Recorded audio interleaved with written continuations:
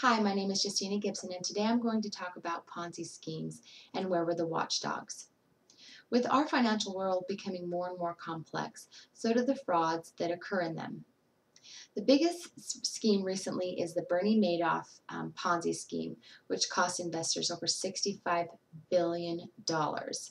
According to the Journal of Accountancy, from the months of January 2009 to July of 2010, there were 31 complaints to the SEC of fraud that resulted anywhere from $800,000 to $8 billion. On average, that would cost our investors over $850,000 per individual.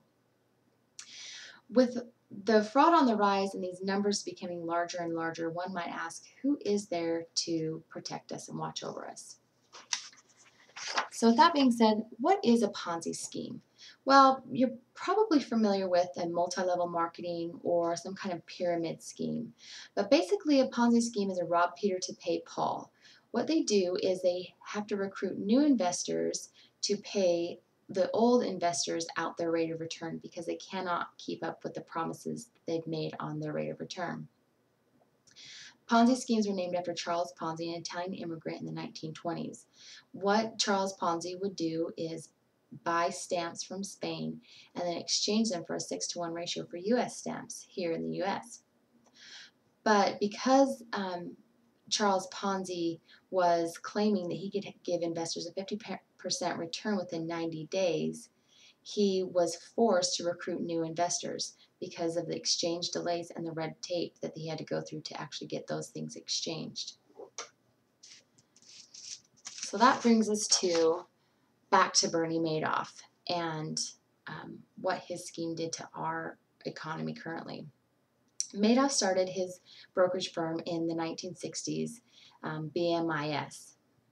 By the year 2008, Bernie Madoff was responsible for trading over 10% of the New York Stock Exchange floor, and he also was in charge of $700 million worth of equity in funds. Thus enters Markopoulos. Markopoulos is a hedge fund manager at the time, and also has an internal auditor background. Markopoulos was directed by his bosses to dissect Madoff's plan and find out how it could be replicated. It didn't take Madoff long to find out that there was red flags all over Madoff's scheme. Markopoulos was actually one of the people that alerted the SEC to what Madoff was up to. He outlined in one of his memos to the SEC 29 red flags that had a trained financial advisor or someone with a financial background or accounting background would be able to tell. But because our SEC investigators are mostly law-based, they didn't know what they were looking at, so they dismissed Markopoulos. So that raises a question, like, well, who is watching? Well, the SEC is watching. They do require that brokers and traders register with them so that they can have transparency.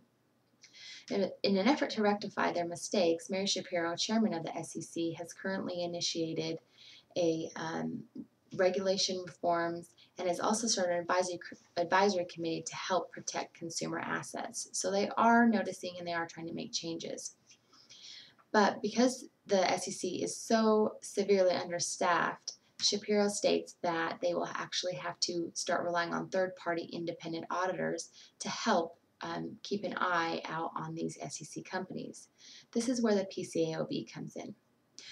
Currently, the PCAOB is in charge of registering auditors for public financial brokers and traders.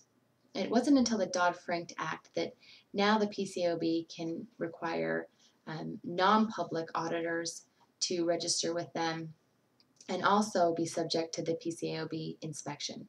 Had this law been in place when Madoff was doing his scheme, there would not have been anything, that scheme would have been stopped a lot sooner. So what can we learn from all of this? Something to take away is there's no substitute for due diligence. Our investors need to be a lot more savvy and do their homework. If they just checked out the two things to see if their broker trader is registered with the SEC, and also if the brokers, traders, auditors are registered with the PCAOB, it would save a lot of people a lot of money. I also think that we should require more ethical training for the brokers and traders. When morals are are absent, then laws become more abundant because liberty cannot be present without morality. And the final thing that I think needs to be done is we need to train our SEC lawyers to have a little bit more business sense and a little less law.